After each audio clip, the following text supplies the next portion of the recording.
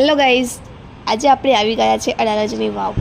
અડાલજની વાવને રૂડીબાઈની વાવ તરીકે પણ ઓળખવામાં આવે છે. આ વાવનું બાંધકામ વીરસિંહ વાઘેલાએ પોતાની પત્ની રૂડીબાઈ માટે બંધાવ્યું હતું, પરંતુ વીરસિંહ વાઘેલા યુદ્ધમાં માર્યો ગયો હોવાથી વાવનું કામ અટકી પડ્યું હતું.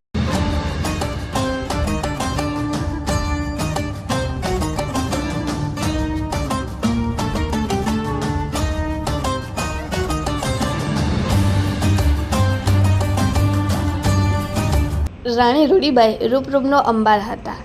રૂડીબાઈના રૂપને જોઈને મોહમ્મદ બેગડાએ રાણી સામે લગ્નનો પ્રસ્તાવ મૂક્યો હતો.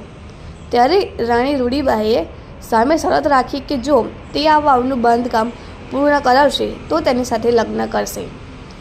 આ સાંભળીને મોહમ્મદ બેગડાએ એ વાવનું બાંધકામ પૂર્ણ કરાવ્યું.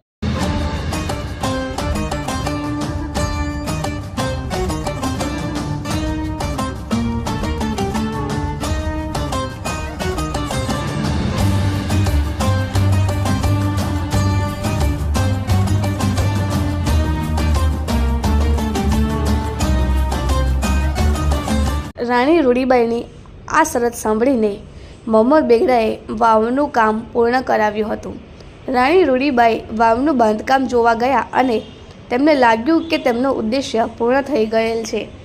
ત્યારે તેમણે વાવમાં ઝંપલાવીને આત્મહત્યા કરી હતી. આથી આ વાવને રૂડીબાઈની વાવ તરીકે પણ કહેવામાં આવે છે.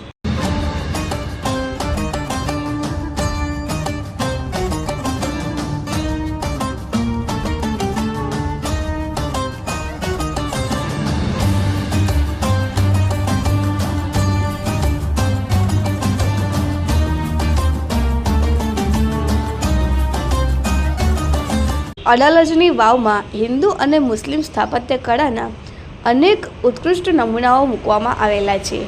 વાવના મુખ્ય 3 દરવાજા છે. આ ઇમારત કુલ 5 માળની છે. અહીંયા અલગ અલગ પ્રકારના શિલ્પ કંડારવામાં આવેલા છે. ખૂબ જ બારીકાઈથી આ વાવમાં કોતરણી કરવામાં આવેલી છે.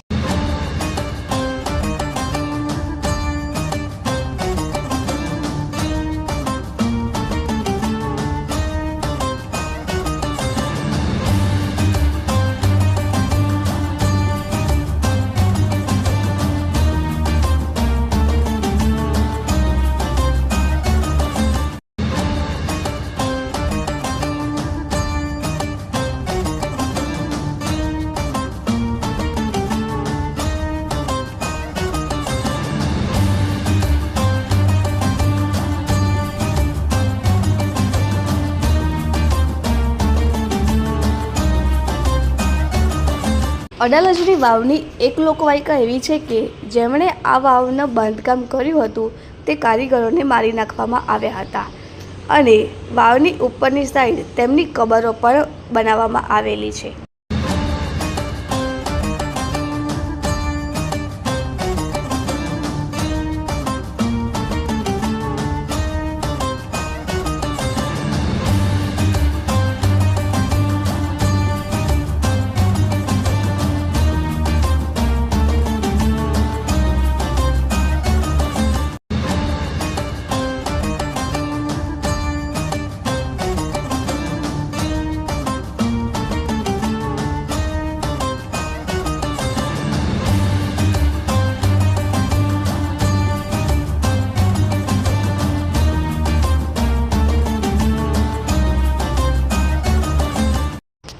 આ વાવની આજુબાજુ ગાર્ડન પણ બનાવવામાં આવેલું છે.